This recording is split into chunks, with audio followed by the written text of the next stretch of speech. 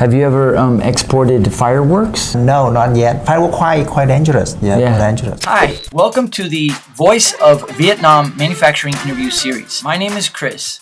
I'm a sourcing expert that's been living in Vietnam for the last 10 years. Today, allow me to introduce you to Kien, what are common types of cargo shipped out of Vietnam? Yeah, for the common types of cargo shipped out of Vietnam, we got the most common type is the general cargo. We call it general cargo. Then we got dangerous goods, valuable cargo, and perishable goods. Okay. What are the most common general cargo that's shipped out of Vietnam? Yes, the most common general cargo that's shipped out of Vietnam is furniture, shoes, apparels. Is apparel garments? Yes. Okay. Aluminum, steel, plastic, rubber, and ceramic products. And what about, okay, so like coffee, is that considered general cargo or perishable? No, coffee is not a general cargo, but it's perishable. Yes, Okay, it's perishable. So what are some other perishable cargoes? Yeah, the most common perishable cargo that's shipped out of Vietnam is the fish, all kind of fishes. Okay. You mentioned fish, that's good. So what about dragon fruit and mango? Yeah, all kind of fruits like dragon fruit and mango or jackfruit or durian, yeah, all perishable. What kind of advice do you have for making sure that fruits, for example, don't spoil during logistics transport? Yeah, thinking about shipping of perishable goods like this, I recommend client to ship it by air freight. And maybe for some kind of products that we need cooling agent, like dry ice, try to keep it cool. And yeah. Wow. But wouldn't shipping fruit by air be expensive? I mean, like really expensive? Yeah, it's kind of a little bit expensive, a little bit more expensive than conventional air freight. Because with conventional air freight, your cargo could wait for the flight. But here for perishable cargo, it got the priority. The priority to loading on the earliest airplane possible to get to the destination fastest. Actually, I mean, now that I think about it, for example, mangoes, I mean, you almost have to ship by air. Because if you put mangoes into a 20-foot container with no air conditioning, no packaging, it takes 21 days to ship by boat.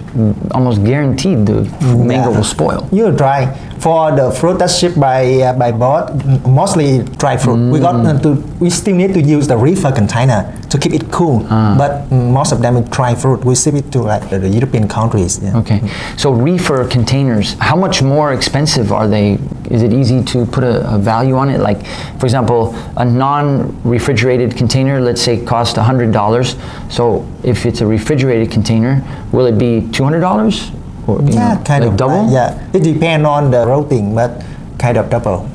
Kind of double the cost. And so have you seen a lot of dried fruit? I imagine that obviously technology in Vietnam is improving every day, and the manufacturers are learning and buying new equipment and doing things like vacuum packing and learning how to dry fruit sanitized way, sanitize the fruit and dry it and then vacuum pack it. Have you seen a lot of that, an increase in dried fruit export?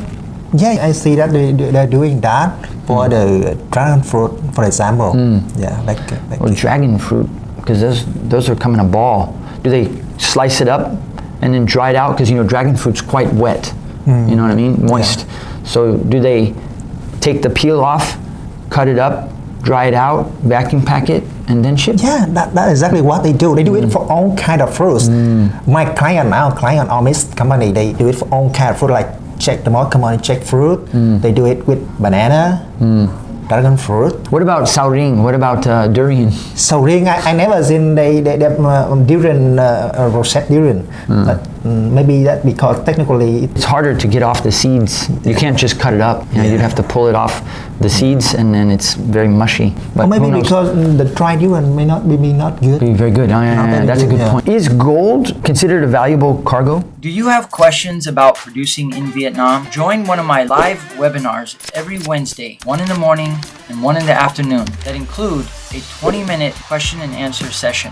Links are in the description below. Yeah, sure. Gold and all kind of jewels, precious metal, even medical equipment or precious artwork can be considered valuable cargo. Okay. Are there any precious jewels, like mined, manufactured in Vietnam, or do they import the precious stones and then just do the workmanship here and then re-export? Do you know? For this I know because I got inquiry from our client to like import the raw material from Vietnam to do the processing. Well, do you know personally if in Vietnam there's any precious stones that is in the earth that they mine? I don't think so. Yeah. In Vietnam, there's a lot of alligator farms, and they produce a lot of products using alligator skin, leather. And would that be considered valuable cargo or general cargo if they were exporting alligator skin or alligator product? I think for that could be considered valuable cargo or vulnerable. Vulnerable, okay. Because the kind of like bat, you mean bat, a purse making from alligator. So like let's say you're making a purse out of alligator skin. Would that fall into the category of general cargo, valuable cargo, perishable, or dangerous? It could fall into valuable cargo. Valuable, okay, interesting. Sensitive topic, but there are elephants in Vietnam. Have you ever seen any export of elephant tusks, ivory? No. Okay. I never involved into this. What about dangerous goods? Let's say someone wants to produce a knife, a tactical knife, a military spec knife that's essentially a weapon. If it's a knife, when do you classify it as dangerous goods versus general cargo? No, knife is not considered dangerous goods. No, it's not considered that because only those kind of substance or material that could pose a risk during transport considered dangerous goods. Have you ever exported fireworks? No, not yet. Fireworks quite dangerous. Dangerous. That would be a dangerous good. Kind of explosive material. Well, what about like dynamite? Because those kind of dangerous classified explosive is very strictly controlled. Right. Yeah. Dangerous goods they are classified into 9 classes. Wow. With class 1 explosive and class 9 is miscellaneous. Miscellaneous is not like the lightly dangerous. It's not really very dangerous. Gotcha. Do you know of Vietnam manufacturing and exporting weapons like pistols or machine guns or grenades? You have any experience with that? No, we got an inquiry for imports, not for export. Interesting. Okay. Thanks for listening. Is your business struggling due to delays out of China or quality control issues in India?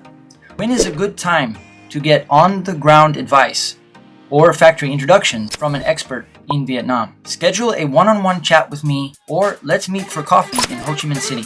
And remember, thoughts are things, and where there's a will, there's a way.